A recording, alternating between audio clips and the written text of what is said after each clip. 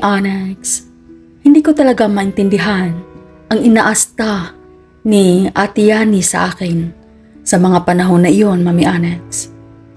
Hindi ko magets ang kanyang pag-uugali na kapag kaming dalawa ay galit na galit siya sa akin. Ipinakita niya sa akin ang kagaspangan ng kanyang pag-uugali at pagtutol niya sa mga bagay na kung saan nagustuhan ako ng kanyang mga magulang. At kapag kaharap naman namin si Mamang at si Papang, sobrang bait niya sa akin, Mami Onyx. Kaya hindi ko talaga maintindihan sa mga panahon na yon ang pinapakitang pag-uugali ni Ate Yani sa akin. Kaya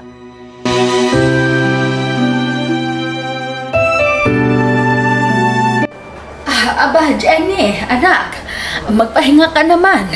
Abay, kanina pa kita nakikitang paikot-ikot dyan sa misa ng mga customer natin at kinukuha yung mga tapos na mga plato nilang ginagamit.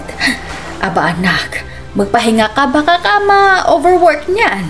Sige na, bata ka pa, anak, hindi pwedeng palaging pinapagod ang sarili. Sige na, anak. Mamang, kaya ko naman. Hindi pa naman po ako pagod. At saka, hindi naman ako lagi nakatayo. Minsan umuupo din naman po ako. Salamat po, Mang. Pero tapusin ko lang to, tas mauupo na po ako. Asya, sige. Ikaw bahala, anak. Oh, Yani. Ay, abay, anong ginagawa mo dito? Di ba ang sabi ko sa'yo, hindi ka lalabas ng bahay hanggat hindi mo na pag-aralan yung dapat mong pag-aralan sa eskwelahan. Ang bababa ng mga grado mo doon sa eskwelahan mo. Gayahin mo nga si Jenny. Lagi kang kulelat pagdating kay Jenny. Kaya sige na, umuwi ka na, iwanan mo na yan dyan. Kaya na namin dito. Aba, bastos tong batang to. Yani, wag na wag mo akong pagdadabugan ha. Umuwi ka diretso ng bahay ha. Ito talagang Ate Yani mo. Bastos kung kumilos. Ay, ikaw na lang ang magpasensya sa anak mo, Nel. Eh alam mo naman, Nels, na dalagitan na yung anak natin marunong ng mahiya. Kung gusto mong pagsabihan, doon sa bahay, wag dito sa maraming tao. Pinagtitinginan siya ng mga customer natin. Wag nating ganyanin yung anak natin.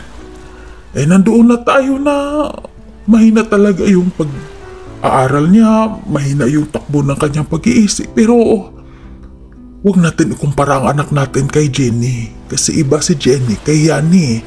Naintindihan mo ba ako, ha? Ay, oo na. Naintindihan ko. Minsan kasi sa inis ko ay nakalimutan ko. Pero sige lang. Sige lang, kakausapin lang natin yung anak natin.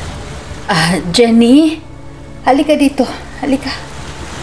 Anak, dalhin mo to kay Ate Yani mo, ha? Para may makain siya doon sa bahay. Pagbalot ko na lang siya ng pagkain mula dito sa karinderya para naman mabawas-bawasan yung tampo nun. Tigas kasi ng ulo ng Ate Yani mo.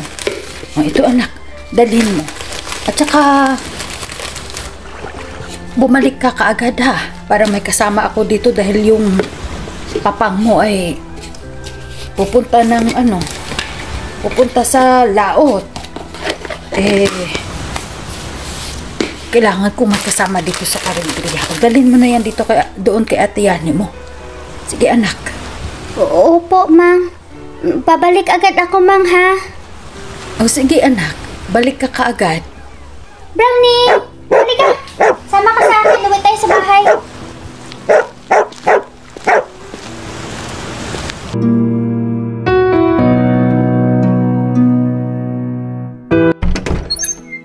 Brownie, hintayin mo ako dyan sa labas, ha? Ibigay ko lang tong pagkain kay Ate Yani, tas lalabas agad ako, tas balik tayo kay Mamang, ha? Dyan ka lang.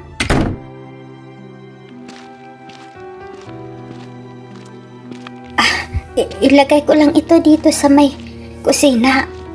Ilagay ko dito sa lamisa para makain ni Ate Yani.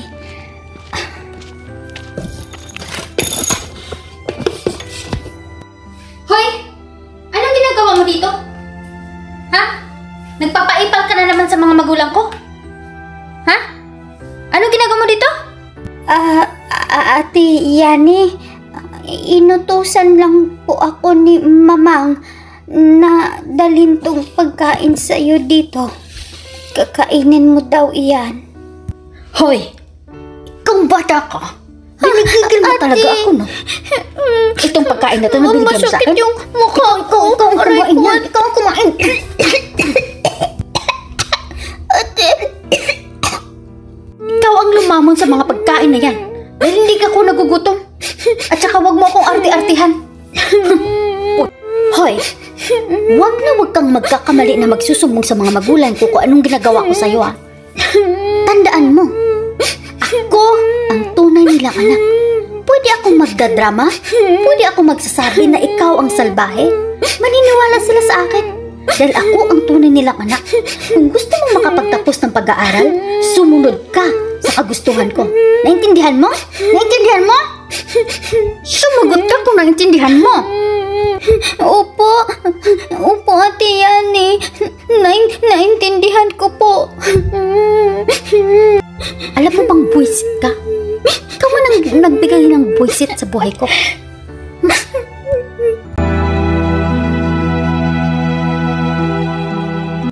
Jenny, samahan mo ako sa kwarto nila Mamang at Papang. Magpapaalam ako. At kailangan na samahan mo ako. At wag mo akong isusumbong. Naintindihan mo? Oo po, Ate Yani.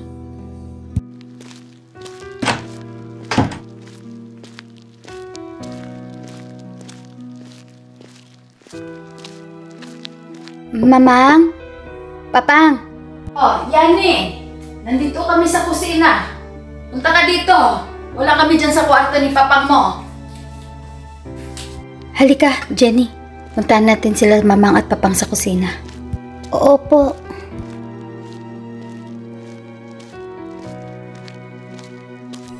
Mamang. Nandito pala kayo. Akala ko nasa kwarto kayo. Mamang, magpapaalam sana ako. Kasi meron kaming project na kailangan tapusin sa bahay ng kaklase ko. Kasi group project namin ito. Kaya lang, sana payagan niyo ako, Mamang. Isama ko naman si Jenny para may kasama ako pag uwi. Ay, Yani. Kailangan ba talagang pumunta ka doon para doon gawin ang project? Bakit hindi mo pwedeng gawin dito sa bahay? Oo nga naman. Yani, pwede mo naman gawin dito yung project mo sa bahay. Bakit kailangan ko pang pumunta doon sa bahay ng kaibigan mo o kaklase mo para gawin yung project na yan? Mamang, Papang, group project nga ang tawag dito.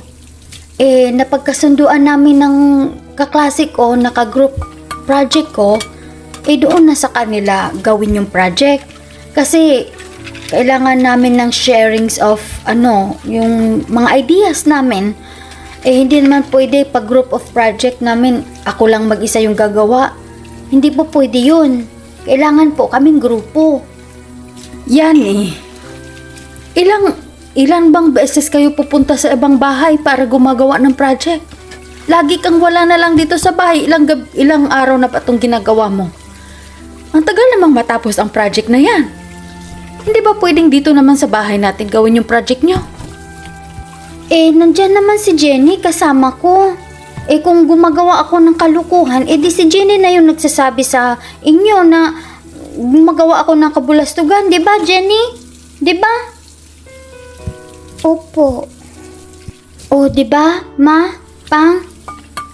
Wala akong ginawang kalukuhan. Kaya, sige na, alis na kami ni Jenny, Mang, ha, Pang? Na siya, sige. Uwi din kayo agad. Huwag magpagabi, ha.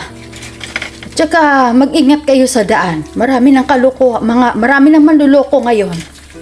Marami ng mga tambay dyan sa labas. Simula nang bumaba na si Pangulong Duterte bilang isang presidente, naglipana na yung mga adik dyan sa labas.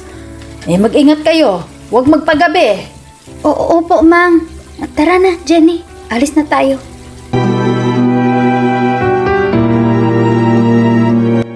Hello, Yani! Uy, ang tagal mo naman. At nandito na kayo. Iiwan mo ba dito yung kapatid mo? Hindi ko siya kapatid. At saka, syempre, dapat iiwan ko siya. Hindi ko siya pwedeng dalhin kung saan tayo pupunta, no? Baka isumbong pa ako niyan. Sige. Ikaw bahala. Tara, alis na tayo. Ate, iiwan mo na naman ako dito sa labas ng tindahan. Maraming tumatambay dito, ate. Anong oras ka ba babalik? Hoy, Jenny. Hintayin mo lang ako dito. At babalik ako kung anong oras gusto ko. Kaya hintayin mo ako dito. Huwag kang magkakamali na alis dito, ha? Dapat pagbalik ko dito, nandito ka pa rin. Naintindihan mo ba ako, Jenny? Opo, ate. Maghihintay po ako sa'yo dito, ate. Okay, let's go!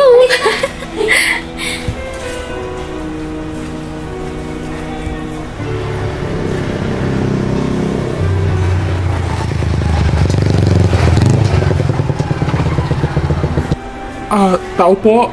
Hintay ka, Migs. Ay, alaay. Anong atin, Kuya Jeffrey?